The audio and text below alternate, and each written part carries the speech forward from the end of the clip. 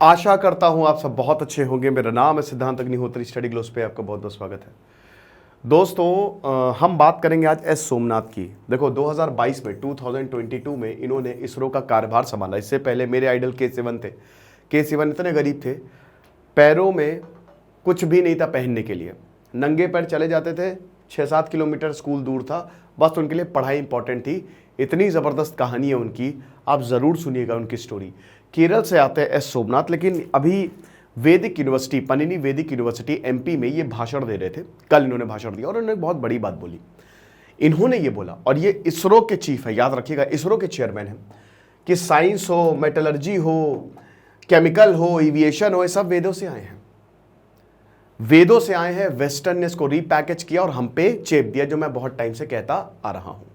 ठीक है, लेकिन उससे पहले हम बात करें, आगे की बात करें और इन्होंने क्या क्या कहा है। हम अपने प्रहार बैच की बात करेंगे। हमको बताते खुशी हो रही है दोस्तों, हमारे जो जिंदल सर हैं उन्होंने तकरीबन जो उनके गाइडेंस में 100 में से लगभग 8 से 9 बच्चे टॉप 100 में यूपीएससी में सिलेक्ट हुए हैं। ओके, और हमारे एक बच्चा जो है वो इंटरव्यू तो गया था हमारे बैच का, बट अनफॉर्चुनेटली नहीं हो पाया। कोई बात नहीं, बेटर लक नेक्स्ट टाइम। तो हम बहुत ही अच्छे से जो है वो मतलब काफ़ी आपको अच्छे से पढ़ाते हैं। 1-on-1 गाइडेंस होती है, मेरी गाइडेंस है, तो फटाक से कोर्स को अवेल करो। चलो, तो एस सोमनाथ की बात करें तो ये इसरो के चीफ है। इन्होंने यही बोला है कि वेदों से साइंस आई है, और इन्होंने ये बोला है कि संस्कृत बड़ी इंपॉर्टेंट लैंग्वेज है।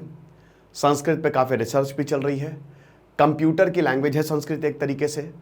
कम्युनिकेशन किस तरीके से, क्योंकि ये बताते हैं कि उस समय क्या ना, स्क्रिप्ट नहीं थी कोई प्रॉपर, तो क्योंकि स्क्रिप्ट नहीं हुई थी तो सब बोल बोल के काम चल रहा था, आपको याद करना होता था सारी चीज़ें। लेकिन जैसे ही स्क्रिप्ट आई तो सब देवनागरी में आ गया। तो कहने का मतलब यही है कि स्क्रिप्ट ना होने के कारण इसका थोड़ा हमको खामियाजा जो है वो भुगतना पड़ा है। बट संस्कृत जो है भाई, पाणिनि जो है उन्होंने अष्टधाई लिखी, वो इतने बड़े, उन्होंने तो पूरी ग्रामर खोल के रख दी ना। उनसे बढ़िया तो कोई लिंग्विस्टिक कोई ग्रामर है ही नहीं। मतलब जिस तरीके से उन्होंने समझाया है, इतने टफ पूरे संस्कृत को बहुत बढ़िया तरीके से, ठीक है, और काफ़ी टफ भी है अष्टधाई, बहुत मुश्किल है समझना। तो यहाँ पे यही एस सोमनाथ ने बोला है। और भी इन्होंने ये भी कहा है कि चाहे एविएशन हो, चाहे कोई भी ब्रांच हो, आप जाओ वेदों में आपको सबके जवाब मिल जाएंगे। ये बताते हैं कि जब मैंने सूर्य सिद्धांता पढ़ी थी, सूर्य सिद्धांता पढ़ के मेरा दिमाग उड़ गया था। और आपको पता है ना, सूर्य सिद्धांता भी वेदांग का एक पार्ट है, ज्योतिष का एक पार्ट है। तो सूर्य सिद्धांता कैसे यूनिवर्स काम करता है, कैसे सूरज जो है वो घूम रहा है। और याद रखिएगा 8th सेंचुरी की बात है, जब केपलर, न्यूटन, कोई नहीं आया, गैलीलियो कोई नहीं आया है, कॉपरनिकस, तो मॉडल अभी प्रूव्ड नहीं है। तो ये बोला है एस सोमनाथ ने। अब देखिए, मैं यहां पे कुछ ऐड करना चाहता हूं। जितने भी बड़े बड़े साइंटिस्ट हैं वो एक ना एक टाइम पे हिंदू हो ही जाते हैं, चाहे वो नील्स बोर हो, चाहे वो टेस्ला हो। ओपेनहाइमर की तो मूवी भी आ रही है क्रिस्टोफर नोलन की 21 जुलाई को। ओपेनहाइमर तो बहुत बड़े संस्कृतज्ञ थे। जब उन्होंने एटम बम बनाया था तो उन्होंने संस्कृत का श्लोक पढ़ा था, ठीक है, वही श्लोक जो भागवत गीता में अर्जुन को शांत करने के लिए श्री कृष्ण ने बताया था। तो चाहे कुछ भी हो, एक ना एक टाइम पे ये हिंदू हो जाता है। क्यों? क्योंकि हिंदुइज्म कोई रिलीजन नहीं है, वो एक दर्शन है, वो एक सोच है। आप समझ रहे हो? वो आपको इतने ज़्यादा 360 डिग्री तरीके से सोचने का आपको मौका देता है। कट्टरपंथ की धर्म में कोई जगह नहीं है बेटा। अगर तुमको लग रहा है कट्टरपंथ ये कुछ नहीं है, कट्टर है ही नहीं हिंदू, हिंदू कभी कट्टर हो ही नहीं सकता, याद रखना। ये धर्म साइंस का है, ये धर्म फिलॉसफी का है। 6 स्कूल्स ऑफ फिलॉसफी हिंदू से निकली। सांख्य को पढ़ो, एटम के बारे में समझ लोगे। आदि शंकराचार्य ने अद्वैत वेदांत दिया जो, वो क्वांटम फिजिक्स से कम नहीं है। क्वांटम फिजिक्स इक्वल टू अद्वैत वेदांत। ये तो बाद में प्रूव किया गया कि भाई डुअल नेचर ऑफ पार्टिकल है। पढ़ो, किताबें पढ़ो, आपको सब कुछ खुद ब खुद आपको सारी चीजें पता लग जाएगी। वेदों के बाद आता है वेदांत, मतलब उपनिषद, उनका सिंप्लीफाइड वर्जन, फिर 18 पुराण। समझाना तो वही है, पूरे ब्रह्मांड के बारे में समझाना है। आज का एजुकेशन सिस्टम खत्म हो चुका है। मैक्योले आया 1835 में, वुड्स डिस्पैच आया 1853 में, खत्म कर दिया हमारे पूरे एजुकेशन सिस्टम को। आपको पता है पहले कैसे पढ़ाई होती थी? पहले पढ़ाई ऐसे होती थी कि एक क्लास में 20 ही बच्चा बैठता था, 20 से ज्यादा, मैक्सिमम 20, ताकि टीचर हर एक बच्चे पे ध्यान दे सके। खुले में पढ़ाई होती थी, नेचर के पास, पेड़ के नीचे पढ़ाई हो रही है, नदी के नीचे पढ़ाई हो रही है। अगर आज मैं आपको बोलूं कि आप कहां पढ़ना चाहेंगे, एक बंद क्लासरूम में कि बाहर? याद है ना कि जब भी स्कूल में हमारी टीचर्स बोलती थी चलो आज ग्राउंड में पढ़ते हैं, हमको कितना अच्छा लगता था, या ग्राउंड चलते हैं, कितना मजा आती थी। यही है, पढ़ाई को एक खेल बनाया था कि खेल खेल में सीखेंगे। बच्चों से पूछते थे बेटा तुमको क्या पढ़ना है, चलो हम पढ़ाते हैं। एनुअल एग्जाम होते ही नहीं थे। एनुअल एग्जाम तब होते थे जब बच्चा रेडी हो जाए, तब तक कोई एग्जाम नहीं, चाहे उसको कितना भी टाइम लग जाए। सिकमॉल जो सोनम वांगचुक ने स्कूल बनाया है ना लद्दाख में, वो इसी मॉडल पे पूरा का पूरा बेस्ड है। टीचर्स जो हैं वो कोई पैसा नहीं लेते थे, अमीरों से पैसा लिया जाता था, दक्षिणा ली जाती थी, ठीक है। और कोई गुरु ये नहीं, एक प्रॉपर कोई फिक्स फी नहीं थी, और हर कोई पढ़ता था। Vikramshila university, Takshashila university, Nalanda university, ये सारी की सारी यूनिवर्सिटी हमारे पास। नालंदा यूनिवर्सिटी का तो दरबारी इतना ज़्यादा एजुकेटेड कि समझ लीजिए कोई आता था तो उससे 10 सवाल दाग देता था, और तब जाके एंट्री मिलती थी। कितने चाइनीज आए, अरब्स यहाँ से सब सीख के गए। अल बरूनी ने तो लिखा है भाई, एक प्रॉपर पूरा अकाउंटेड है ये। तो अरब्स की कोई मंशा खराब नहीं थी, वो आते थे पैर वैर छू के गए।